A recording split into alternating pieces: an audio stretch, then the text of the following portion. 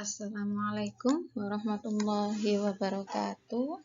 Anak-anakku kelas 4 SD Hadijah 3. Hari ini kita akan belajar tentang SKI ringkasan Nabiku Teladanku.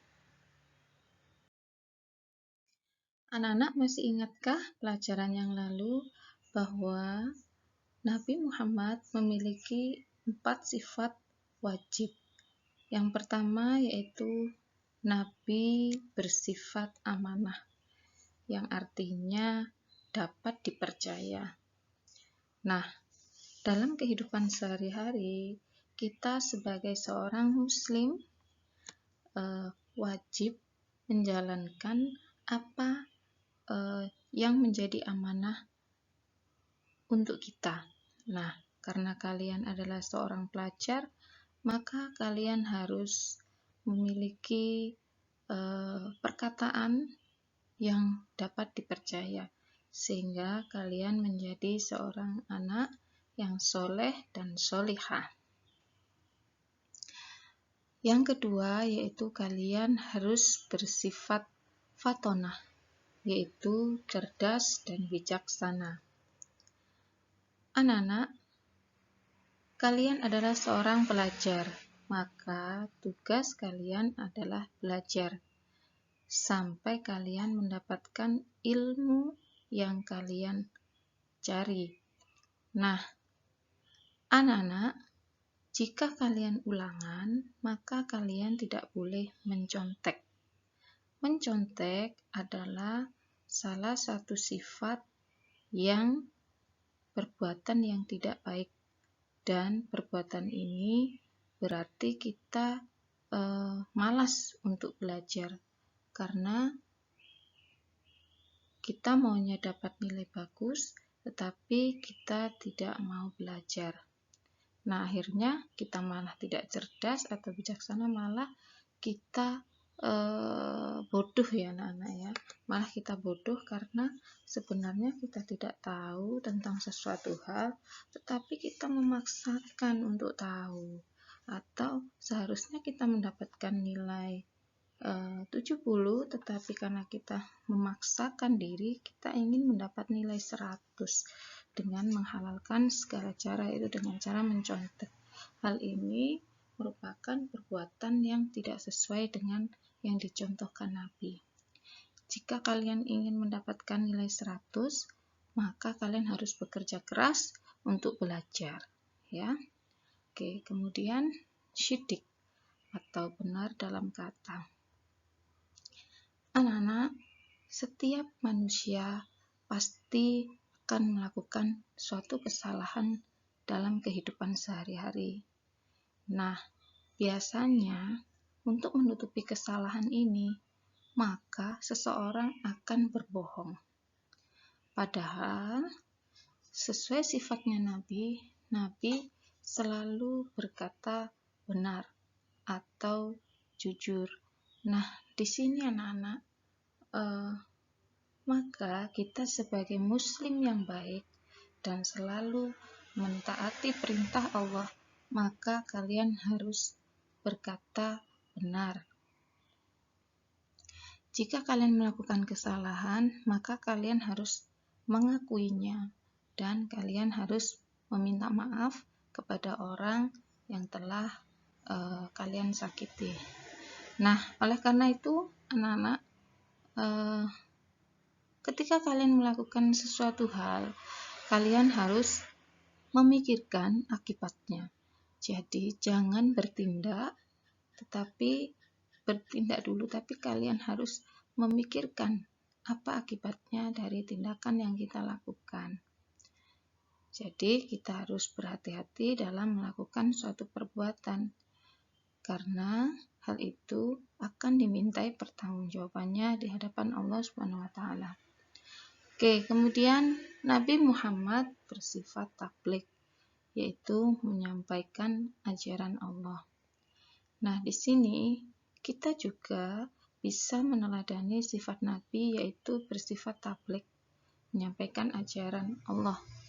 Nah, anak-anak, kita sampaikan ajaran-ajaran baik yang telah diajarkan oleh Rasul atau oleh Nabi Muhammad, yang ajaran itu diajarkan langsung oleh Allah melalui malaikat Jibril kepada Nabi Muhammad. Nah, oleh karena itu, kebaikan ini tidak boleh berhenti, tetapi harus kita tularkan, harus kita ajarkan. Untuk mengajarkan perbuatan baik atau menyampaikan ajaran-ajaran baik yang berasal dari Allah, tentunya tidak mudah anak-anak. Di sini, ketika kita menyampaikan sesuatu hal yang baik dan benar, maka kita harus bisa melakukannya terlebih dahulu, sehingga kita bisa dijadikan contoh atau teladan orang lain. Anak-anak, setiap manusia adalah pemimpin. Paling tidak, pemimpin untuk dirinya sendiri. Nah, bagaimanakah menjadi seorang pemimpin itu? Tentunya menjadi seorang pemimpin harus memiliki sifat-sifat yang dimiliki oleh Nabi dan Rasul. Nah, Nabi Muhammad SAW ini adalah pemimpin umat manusia. Nah, tugas Nabi berdasar surat Al-Ahzab ayat 45-46, yaitu syahidan, yaitu sebagai saksi umatnya di hadapan Allah ketika di hari akhir. Nabi di sini akan menjadi saksi untuk kita, karena apa yang kita lakukan di dunia ini semuanya akan dipertanggungjawabkan kelak di hadapan Allah Subhanahu wa taala. Baik perbuatan itu buruk maupun perbuatan itu baik. Dan hal itu akan ditimbang ketika hari pengadilan kelak. Kemudian yang kedua yaitu mubasyiron. Nabi memberi kabar gembira kepada umat yang beriman, dan mereka akan masuk surga. Anak-anak, tugas Nabi yang ketiga yaitu naziron, memberi peringatan kepada orang-orang yang tidak beriman dan mereka akan masuk neraka. Yang keempat yaitu da'iyan ilallah. Nabi tugasnya yaitu menyeru kepada seluruh umat untuk menyembah Allah. Dan yang kelima, sirojan muniron, yaitu Nabi menerangi umat manusia dalam kegelapan dengan ajaran-ajaran baik dari ajaran Islam. Anak-anak, di sini tugas Nabi semuanya sudah dilakukan oleh beliau. Nah, sekarang kita sebagai umat Nabi Muhammad harus melaksanakan apa yang diperintahkan oleh beliau dan menjauhi segala larangan yang dilarang oleh beliau.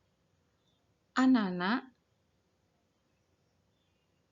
sebagai seorang muslimat, kita harus selalu pada koridor agama Islam, selalu pada ajaran agama Islam. Ketika kita menjumpai suatu masalah dalam kehidupan sehari-hari, maka janganlah lupa kalian sholat dan juga bersabar. Kenapa? Karena setiap apa yang kita lakukan atau apa yang Allah berikan kepada kita itu adalah hal yang terbaik yang Allah berikan kepada kita. Ujian, musibah, dan lain sebagainya. Tugas kita adalah bersabar, tetap bertakwa kepada Allah, dan terus berjuang. Nah, untuk hasilnya kita serahkan kepada Allah Subhanahu wa taala.